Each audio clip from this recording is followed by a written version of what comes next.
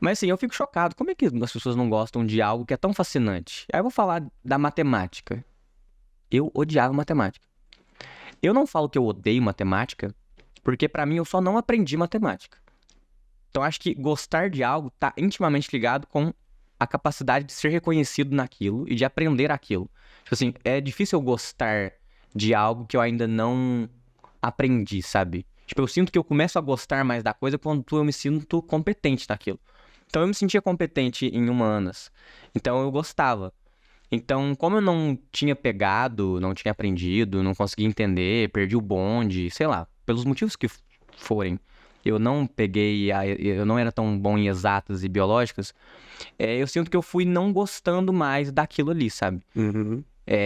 O que eu sinto é que eu não tive tempo de qualidade pra experimentar o pudim, sabe? Pra me relacionar com aquilo ali que talvez eu não goste tanto.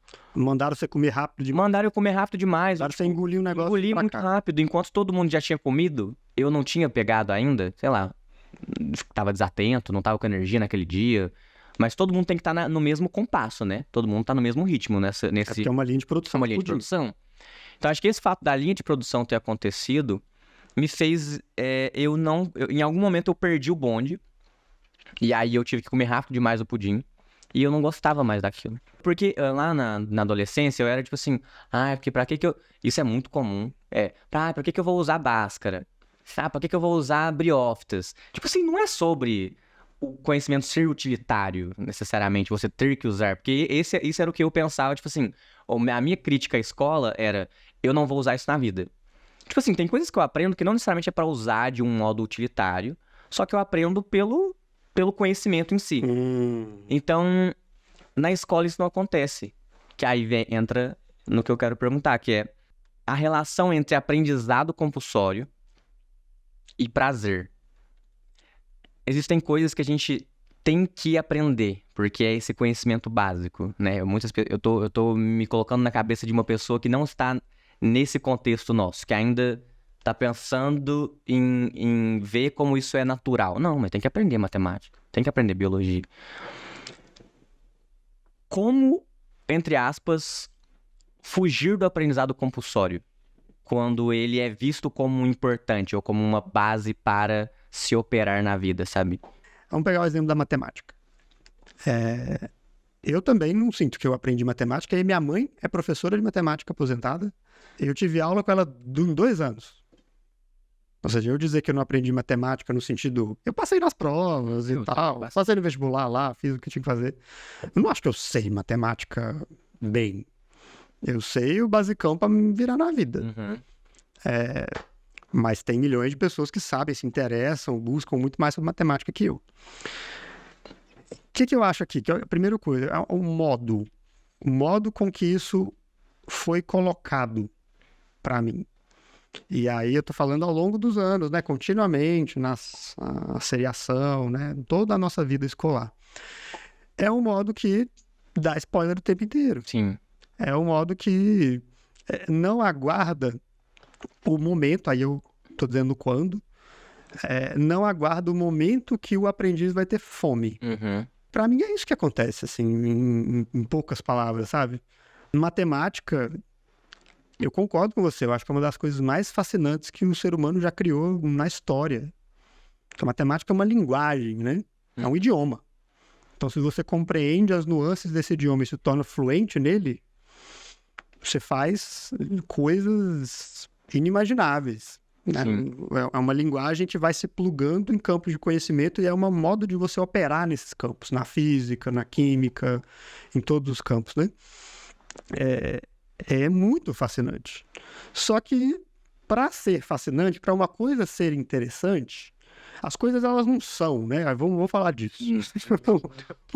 Da realidade. Vamos falar da realidade. Vamos falar dela. Da realidade. Sempre chega esse momento.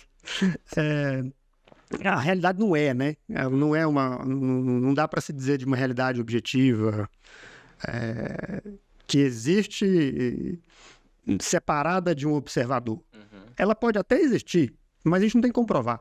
Sim. Porque tudo que é observado, né, qualquer objeto observável é observado por um observador. Sim. Então, tudo é relacional.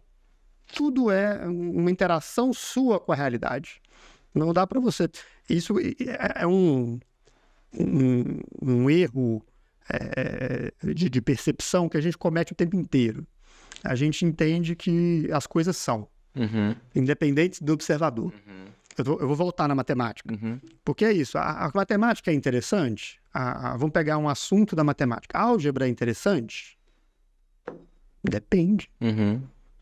Se eu tiver no momento de aprendizado, momento de vida, em que vai fazer muito sentido para mim eu aprender essa porção do idioma matemática chamada álgebra, para eu fazer algo que eu quero, ou não necessariamente de maneira utilitarista, como você falou muito bem, ou porque eu estou profundamente curioso para entender como que isso funciona. Porque, puxa, me deu aquela coceira, sabe? Isso parece... Poxa, eu quero entender como é que essa água aqui ela se modifica enquanto eu movimento o copo, sabe assim? Às vezes isso não tem nenhuma justificativa utilitária, nem racional. Nosso corpo está me chamando, meu corpo está me chamando para eu descobrir mais sobre isso. E aí, nesse lugar, nesse momento, eventualmente o ensino vai ser muito interessante. Né? O receber informação, ter uma mediação do conhecimento pode ser extremamente útil. Sim. Extremamente legal, extremamente ótimo. Só que a gente não respeita os tempos, a gente não respeita o modo que eu acho que é o modo com o qual seres humanos aprendem e interagem com a vida, que é aprendizado pela descoberta o tempo inteiro. Sim.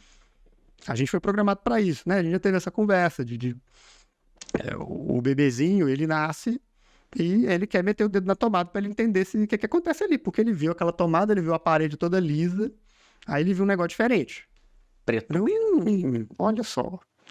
E ele quer testar, né? O bebê, o John Holt fala isso, que é um cara muito massa de unschooling, aprendizado autodirigido. Ele fala que o bebê e a criança já vem instalado com o método científico. Então elas já fazem isso. Naturalmente, o que é o método científico no sentido, reduzindo um pouco, né? Mas para lente de uma criança? É você testar suas hipóteses, né? Você observa, e aí você confronta a observação com as teorias, as suas hipóteses sobre aquilo, para explicar aquilo, para entender aquilo, e aí você cria experimentos. Então tá, essa teoria aqui, eu acho que vai dar choque. Sim. Aí eu vou criar um experimento. Qual que é o experimento? Eu vou meter o dedinho. E ela vai descobrir. Ela vai ter a experiência direta de descoberta. No caso, um pouquinho dolorosa, né? Então, o bebê, a criança, o ser humano, ele já vem dotado de uma cognição que existem exceções e tal, mas que, em geral, a gente já vem com esse software de fábrica. Nem um software, mas um hardware mesmo. Que é a gente poder descobrir as coisas ao nosso redor.